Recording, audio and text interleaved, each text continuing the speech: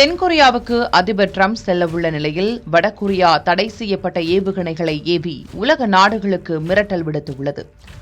ஏவுகணைகளை பார்த்து மிரண்டு போன தென்கொரியா கொடுத்த பதிலடிதான் மேலும் பதற்றத்தை ஏற்படுத்தியுள்ளது. நடந்தது என்ன பார்க்கலாம்.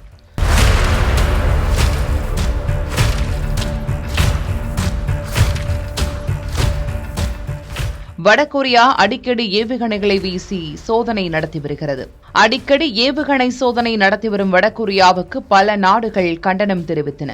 இதனையெல்லாம் பொருட்படுத்தாத வடகொரியா அடிக்கடி ஏவுகணைகளை வீசி சோதனை நடத்தி வருகிறது.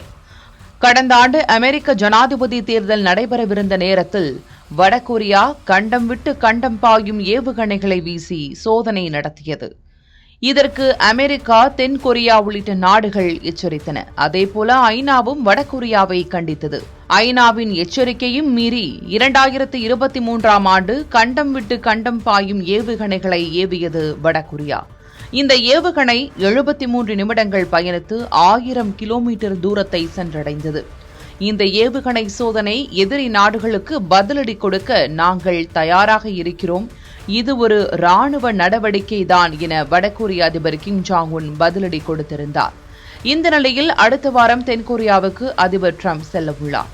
இப்படி பரபரப்பான சூழலுக்கு மத்தியில்தான் வடகொரியா நேற்று பாலிஸ்டிக் ஏவுகணை சோதனை நடத்தியுள்ளது. குறிப்பாக உலக நாடுகளின் எதிர்ப்பையும் மீறி வடகொரியா தடை செய்யப்பட்ட பாலிஸ்டிக் ஏவுகணைகளை சோதனை நடத்தியுள்ள சம்பவம் பரபரப்பை ஏற்படுத்தியது. இந்த ஏவுகணை குறுகிய தூரம் சென்று தாக்கும் தன்மை கொண்டது. இந்த ஏவுகணை தென்கொரியாவின் கிழக்கு கரையை நோக்கி செலுத்தப்பட்டதாக தென்கொரியா குற்றம் சாட்டியது. இந்த விவகாரம் குறித்து தென்கொரிய ராணுவம் வெளியிட்டுள்ள அறிக்கையில், வடகொரியாவின் இந்த ஆத்திரமூட்டும் நடவடிக்கைகளுக்கும் அமெரிக்க ராணுவத்தின் ஒத்துழைப்போடு வலுவான பதிலடி கொடுக்க தென்கொரிய ராணுவம் தயாராக உள்ளது என்றும் குறிப்பிட்டுள்ளது. வரும் 30ஆம் தேதி தென்கொரியா ஒத்துழைப்பு மாநாட்டை நடத்துகிறது.